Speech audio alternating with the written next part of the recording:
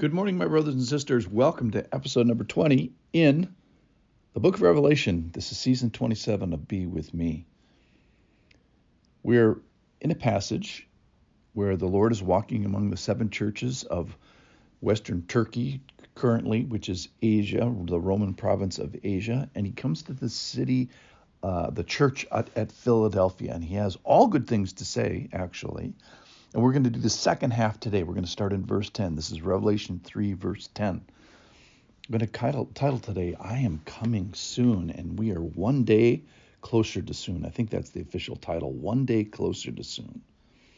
Verse 10, because you have kept my word about patient endurance, I will keep you from the hour of trial that is coming on the whole world, to try those who dwell on the earth. I am coming soon. Hold fast to what you have, so that no one may seize your crown. The one who conquers, I will make him a pillar in the temple of my God. Never shall he go out of it, and I will write on him the name of my God, and the name of the city of my God, the New Jerusalem, which comes down from my God out of heaven, and my own new name. He who has an ear, let him hear what the Spirit says to the churches. So verse 11, let me just start with that. I am coming soon. So that was 1929 years ago. By my calculation, that was 704,085 days ago.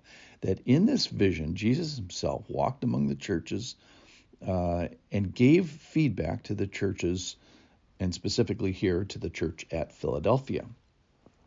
In so doing, he revealed things about Philadelphia, and he also revealed things about himself.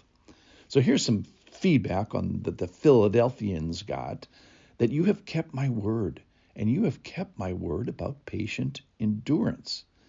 And then he tells them, I am coming soon. Now think about this. The day that he's talking about didn't happen yesterday. So the Lord didn't come yesterday.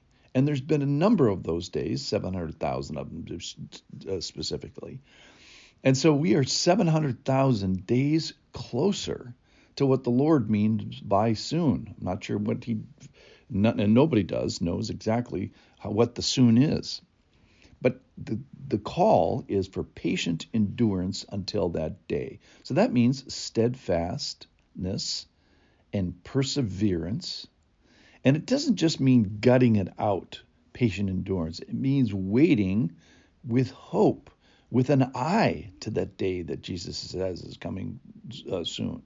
And so the expectation of that day is to help with this day.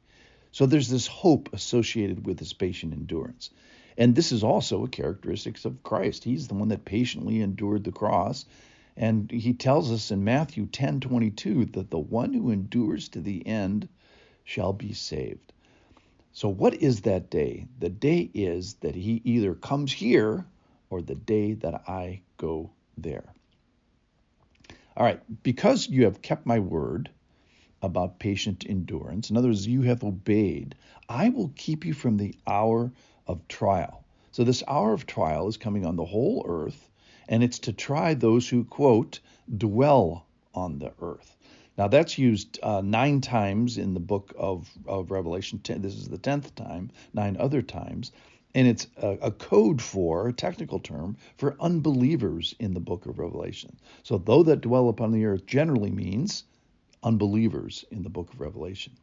So this passage supports a pre-tribulation view of the timing of the rapture. So when he says that he is going to keep them from the hour of trial that is coming on the whole world, the idea is that the church is going to be sent off the earth, rescued, raptured from the earth, before this time of tribulation. So there is a defined and final period of testing that's coming on the world, specifically on unbelievers. And some unbelievers are going to be saved out of it. But what the question is, what happens to those who come into this time period as already believers? So a pre-tribulation view is the idea that the church and this church would be spared from this coming trouble that is also known as the tribulation, so that the church could be taken up before this major trial, and that the trials are not for the church. The trials are for those who don't believe and who hopefully will be repenting through it.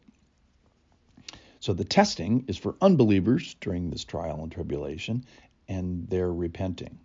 So supporting this phrase is that I will keep you from the hour of trial. So I will keep you out of the trial. The Greek word means to keep you out of this, rather than keeping a different word is used for the Lord. If he would keep you through the trial, I will persevere you through the trial. So the word means I will keep you away from the trial or free from the trial.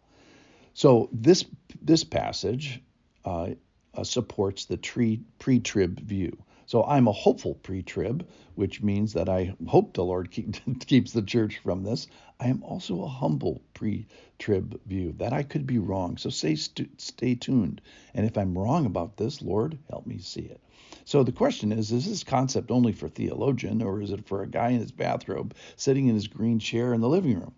So in general, the Lord has made his word understandable, and 1,500 podcasts or so are based on that assumption. So the Philadelphians here haven't denied the Lord's name, even though they have little power. And little power is kind of a spiritual compliment. Jesus always uses the weak, the disenfranchised, the humble, and the vulnerable to great effect. He's asking them to hold fast what they have. Then true faith is demonstrated by perseverance.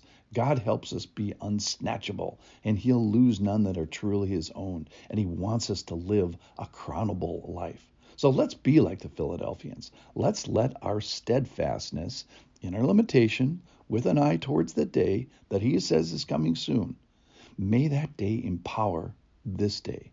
He calls us to patiently endure, hold fast, and keep on living a life that is crownable. Thanks for listening.